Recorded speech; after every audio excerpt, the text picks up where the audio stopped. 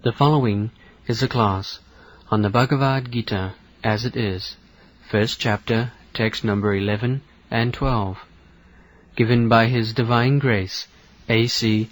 Bhaktivedanta Swami Prabhupada, recorded on July 13th, 1973, in London, England. Translation. Then Bhishma, the great valiant grandsire of the Kuru dynasty, the grandfather of the fighters, blew his conch shell very loudly, like the sound of a lion, giving Duryodhana joy. So, Duryodhana was doubting that my grandfather, Bhishma, is more affectionately inclined to the other party.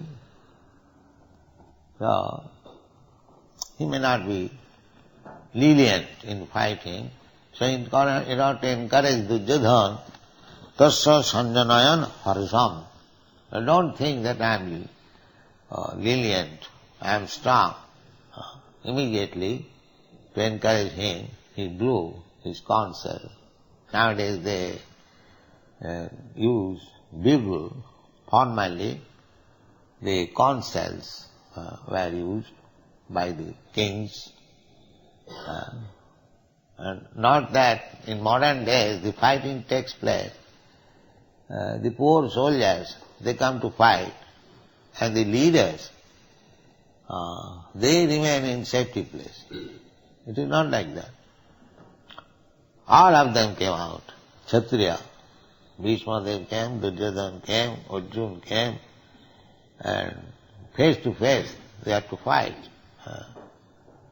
Not that the poor soldiers should fight and they would remain in a secure place. No. So, tasya sanjayanam harsham Kuruvriddha.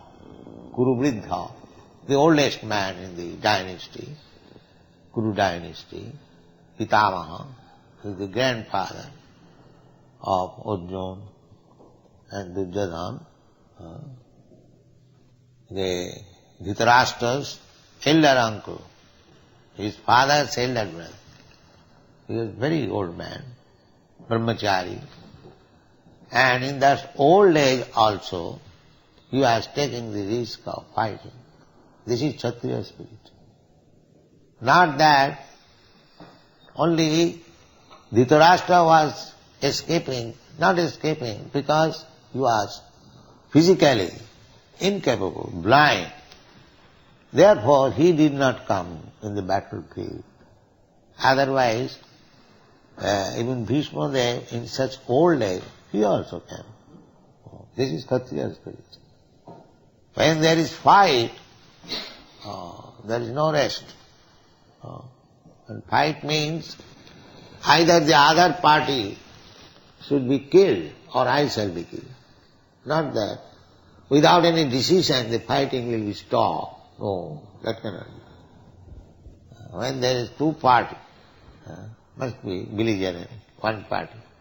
So the decision is that either you kill me or I kill you. Not that without killing, without being killed one of us, the fighting cannot be stopped. It's like Jarasandha was fighting with Bhima. During daytime the fighting was going on. And at night Bhima was a guest of Jarasandha.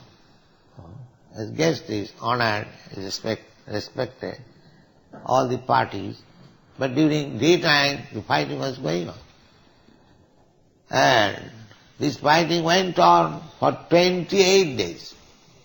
Still there was no decision. Then Krishna gave hint, Bhimsen, that Jarasandha has got a defect. He is joined, two bodies joined. So if you bifurcate him, then he will be killed. So later on Bhimsen took that policy and Jarasandha was killed. So amongst the Kshatriyas, when there is fighting, unless one party is killed, the fighting cannot be stopped. This is the battle of Kurukshetra. to see the history of the former kings and Kshatriyas, how they are determined. This is one of the qualifications of Kshatriya, not to go away from the fighting. When there is challenge of fighting, immediately a Kshatriya would accept. That is Kshatriya spirit. Ishvara bhavancha, and ruling over others, and charitable. These are the symptoms of Kshatriya. They are described in the Bhagavad-gītā.